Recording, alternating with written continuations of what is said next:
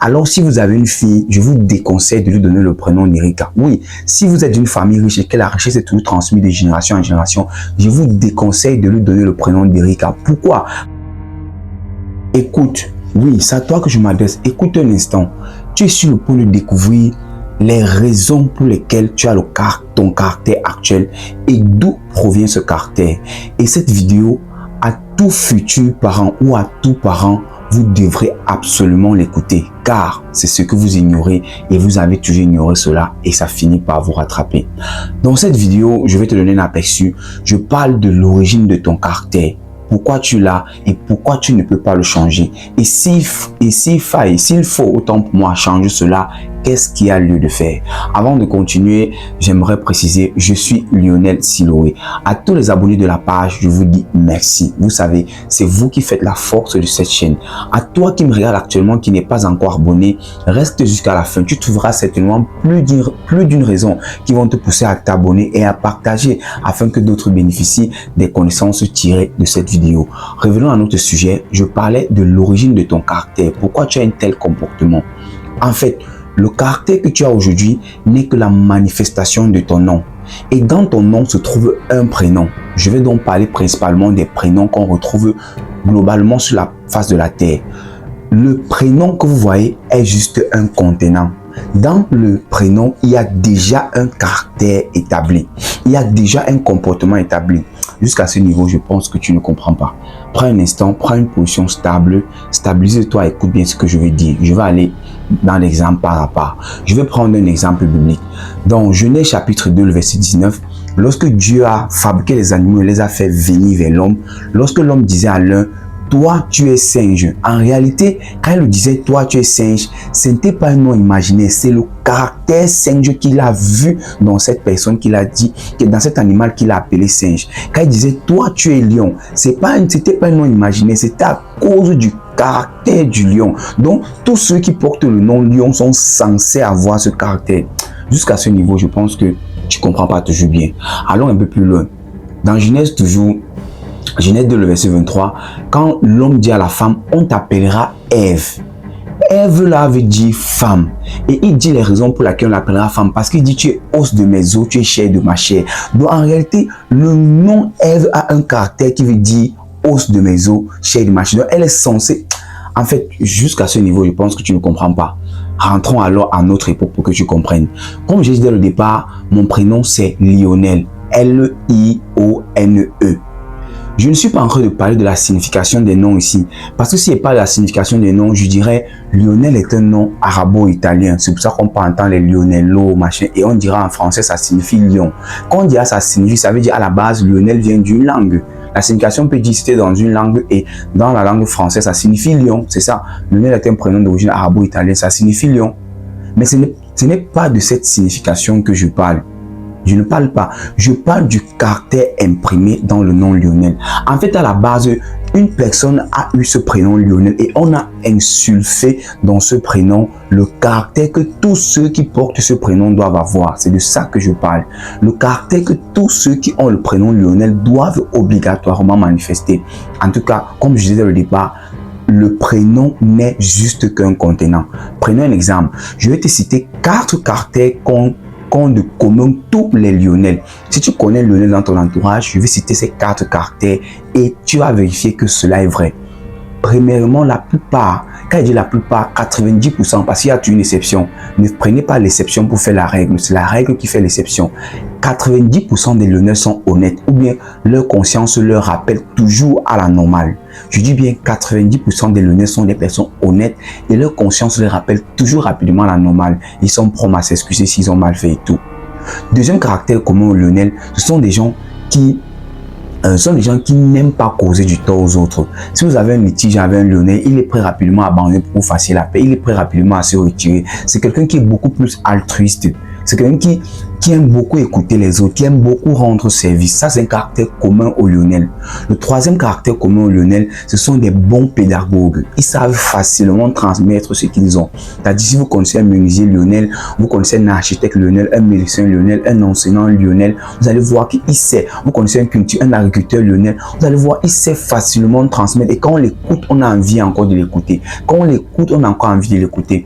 Le quatrième caractère que je dirais encore chez les, qui est commun chez les Lionel, c'est qu'ils respectent généralement les règles préétablies. Si un Lionel arrive quelque part, on dit on marche ici comme ça. Vous arrivez devant, vous dites non, il va vous dire non, non, non, non. Dès le départ, les règles préétablies étaient aussi. Ça, c'est, il y a quelques autres caractères, mais je vais pas continuer. Ça, ce sont les 4 caractères communs au Lionel. Alors, si dans l'avenir, vous avez un enfant et que vous devez lui donner le prénom Lionel, sachez que vous êtes en train de définir le caractère de quelqu'un qui sera honnête, quelqu'un qui sera beaucoup altruiste, sera beaucoup tourné vers les autres. En fait, lorsque vous dites tu t'appelleras Lionel, sachez que voilà le caractère qui va manifester.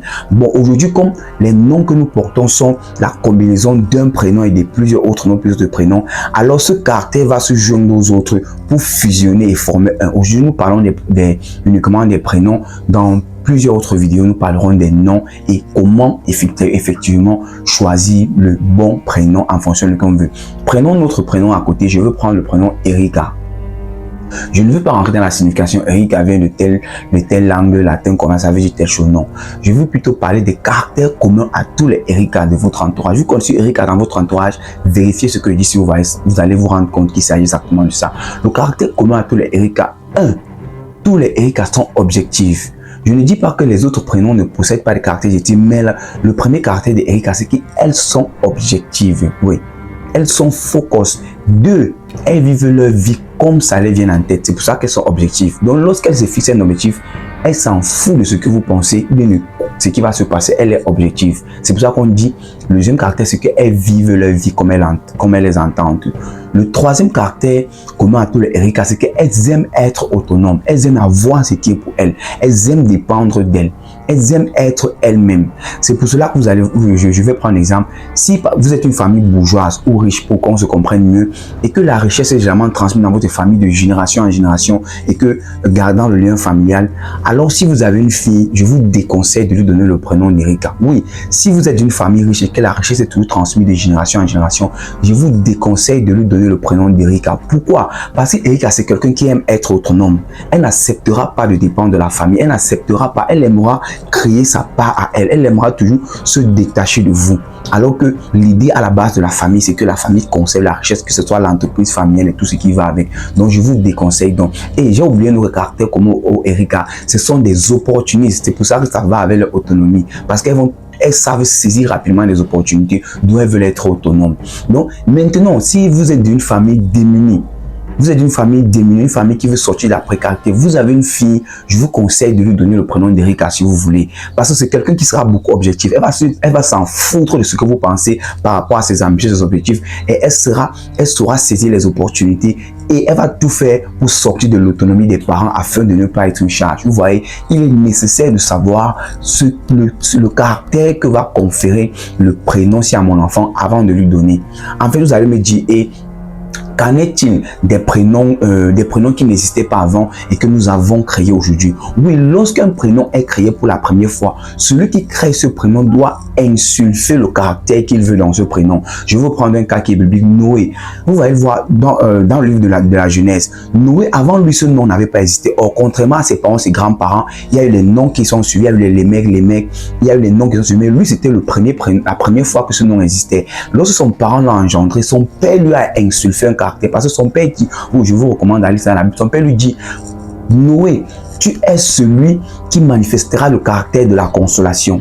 Tu es celui qui viendra nous relever de la terre qui a été maudite. En fait, c'est un nombre de caractères que Noé devra manifester. Et soyez-en rassurés, plus tard, après, vous connaissez l'histoire du déluge, Noé est la seule personne qui trouve grâce devant Dieu. Ça veut dire la seule personne qui a pu sauver sa famille. En fait, il a manifesté exactement le caractère que son papa a insulfé dans ce nom-là. Vous allez même voir, allons un peu, pour ceux qui connaissent un peu l'histoire biblique, avec Jésus-Christ. Lorsque Jésus est arrivé et qui voulait faire une histoire avec Céphas. Celui qu'on connaît aujourd'hui, ce nom de Simon-Pierre, en réalité, son nom à la base, c'était Céphas. Mais Jésus, voyant que ce nom-là personne-là ne manifeste pas le caractère qu'il veut pour la mission qu'il veut confier à Simon-Pierre. Il dit, c'est vrai, ton nom c'est Céphas, mais il dit, à partir d'aujourd'hui, tu es Simon-Pierre. Et c'est sur cette pierre-là que je bâtirai mon église. Non, le nom Céphas manifestait un caractère en pierre qui n'était pas le caractère que Jésus avait besoin pour celui qui va envoyer faire une mission. D'où il lui ajoute donc un prénom. J'ai envie de dire, change même son nom pour lui donner. Vous allez voir par exemple l'apôtre Paul. Il s'appelait Tant. Et après, je dis non, à partir de aujourd'hui, tu vas t'appeler Paul. Parce que le prénom qu'il avait manifesté un caractère, vous voyez, c'était quelqu'un qui faisait ainsi, c'était quelqu'un de colérique, c'était quelqu'un qui était prêt à tuer. Mais on a changé son prénom pour lui donner notre prénom Paul. Si je veux prendre le caractère des Paul, vous allez voir les Paul que vous connaissez manifestent exactement le même type de caractère.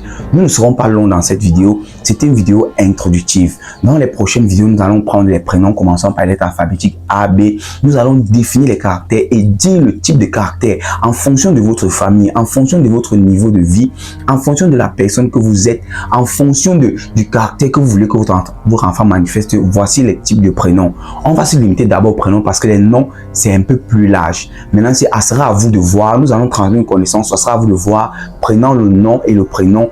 Les deux fusionnent pour définir le caractère de l'enfant. Si nous parlons déjà des prénoms, vous pouvez faire le même travail pour les noms. À toi qui me regarde jusqu'à ce moment, j'estime que tu as au moins se trouver une raison qui va te pousser. À toi qui n'es pas encore abonné, je vais dire, tu as au moins se trouver une raison qui va te pousser à t'abonner et à cliquer sur la cloche de notification pour ne pas rater nos prochaines vidéos. Car en réalité, tout sur cette terre est mystique. Si tu n'as pas compris le mystique, le physique, tu seras uniquement un ignorant ou bien tu vas seulement subir ce qui va arriver.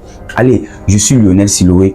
Retrouvons-nous dans nos prochaines vidéos pour commencer à expliquer les caractères contenus dans des prénoms. On va commencer par prendre les prénoms les plus courants. Annabelle, Maëlle, Yvette, Amina, Adjara, bref, les prénoms les plus courants. Et après, on prendra les prénoms qui sont rencontrés un peu rarement. Et chacun de nous aura une connaissance. Si vous avez des questions, vous avez quelque chose que vous aimez comment, vous avez un prénom que vous souhaitez qu'on commence par ce prénom, alors tu es parent, partage cette vidéo, tu es futur parent, partage cette vidéo afin que tout le monde puisse en bénéficier dans ton entourage. Allez, on se voit une prochaine fois.